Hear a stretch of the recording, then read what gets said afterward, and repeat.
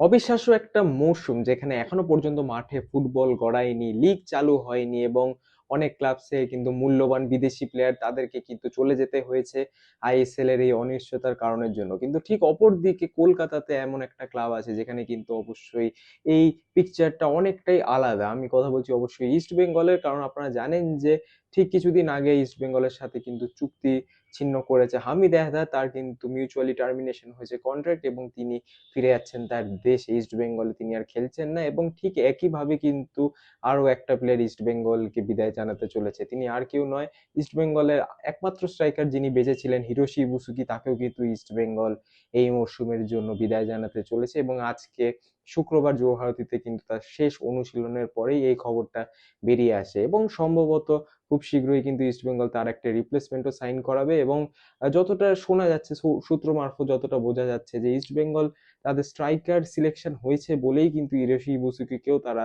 বিদায় জানাতে চলেছে। এবং খুব একটা অবাক হবেন না যদি ইস্ট বেঙ্গল এই আইএসএল সিজনটা মাত্র 5টা বিদেশি দিয়ে খেলে, 3টে মিডফিল্ডার, একটা ডিফেন্ডার এবং একটা স্ট্রাইকার, এবং একটা ভালো মানের বিদেশি ভালো মানের স্ট্রাইকারই কিন্তু ইস্ট বেঙ্গল খোঁজ করছে এই মুহূর্তে ট্রান্সফার মার্কেটে। এবং যদি সব ঠিকঠাক থাকে 1 সপ্তাহের মধ্যে কিন্তু সেই স্ট্রাইকার অ্যানাউন্সমেন্টও হয়ে যেতে পারে। এই আপডেটটা আপনাদের দিতাম হিরোশি ইবুসুকি নিয়ে, যেটা নিয়ে অনেকেরই চিন্তা ছিল যে ইস্ট বেঙ্গল টুর্নামেন্টের ফাইনালে চলে যাচ্ছে, ভালো ফুটবল খেলছে কিন্তু গোলটা এন্ড মোমেন্টে করতে পারছে না। অনেক ম্যাচ হয়েছে যেখানে ইস্ট বেঙ্গল বড় ব্যবধানে জিতেছে, অনেকে গোল স্কোর করেছে, ইস্ট বেঙ্গলের গোল স্কোরারদের সংখ্যা অনেক বেশি, অনেক প্লেয়াররা গোল করেছে, কিন্তু সেখানে স্ট্রাইকারদের ভূমিকা অনেক বেশি হয়ে যায় যখন ম্যাচে স্টাফ অপোজিশনের এগেনস্টে হয়, যেরকম মোহনবাগান, যেরকম এফসি গোয়া, তাদের এগেনস্টে যখন ইস্ট বেঙ্গল খেলতে নেমেছে সেইখানে কিন্তু গোল স্কোরিং এর একটা প্রবলেম দেখা দিয়েছে। হামিদ আদাল অবশ্যই তিনি আইএফএ শিল্ডে গোল করেছেন ঠিকই ফাইনালে, কিন্তু আরো গোল করার সুযোগ ছিল, সেটা কিন্তু অবশ্যই তিনি নষ্ট করেছেন। সহজ সুযোগ নষ্ট করতে ইস্ট বেঙ্গল হারিয়েছে আইএফএ শিল্ড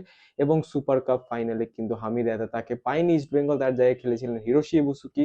এবং ঠিক একই কারণে কিন্তু হিরোশি ইবুসুকি সহজ সুযোগ নষ্ট করাতে কিন্তু ইস্ট বেঙ্গলকে হারতে হয়, সুপার কাপ ইস্ট বেঙ্গল পায়নি এবং সে সুপার কাপ সেমিফাইনালে কিন্তু ইস্ট বেঙ্গলে ছিটকে যেতে হয় ফাইনালেই। এবং এটাই কিন্তু একটা প্রবলেম দেখা যাচ্ছে যে ইস্ট বেঙ্গলে যে এত ভালো একটা স্কোয়াড, সেখানে স্ট্রাইকার সমস্যার জন্য কিন্তু ইস্ট বেঙ্গল ট্রফি জিততে পারছে না, গোল করার জন্য কিন্তু ট্রফি জিততে পারছে না। এবং এই প্রবলেমের সুরাহা করার জন্য কিন্তু ইস্ট বেঙ্গল একটা ভালো মানের বিদেশি স্ট্রাইকার ইতিমধ্যেই দেখা শুরু করে দিয়েছে ট্রান্সফার মার্কেটে। এবং যতটা সূত্র মারফত খবর, খুব শীঘ্রই কিন্তু সেই অ্যানাউন্সমেন্টও হয়ে যেতে পারে, সেই প্লেয়ারের অ্যানাউন্সমেন্টও হয়ে যেতে পারে। অবশ্যই আমাদের নজর থাকবে কে এই সেই প্লেয়ার। কিন্তু ইস্ট বেঙ্গল এতটা ডেসপারেট কেন এইবারে ট্রান্সফার মার্কেটে বা এই সিজন, সেটা কারণটা একটাই, অনেক বছর পর ইস্ট বেঙ্গল কিন্তু ক্লিয়ারলি আইএসএল উইনিং বা আইএসএল উইনারদের একটা কন্টেন্ডারের মধ্যে আছে, ওয়ান অফ দ্য বলতে পারেন স্ট্রংগেস্ট কন্টেন্ডার এই সিজন আইএসএল জেতার জন্য। এবং সেখানে কিন্তু কোনো ভুল ত্রুটি রাখতে চাইছে না কোচ অস্কার ব্রুজন এবং ইস্ট বেঙ্গল ম্যানেজমেন্ট। তারা কিন্তু একটা ভালো বিদেশি স্ট্রাইকার দিতে যায় তাদের কোচকে, যাতে পুরো টিমটা একটা ওয়েল অয়েল মেশিনের মতো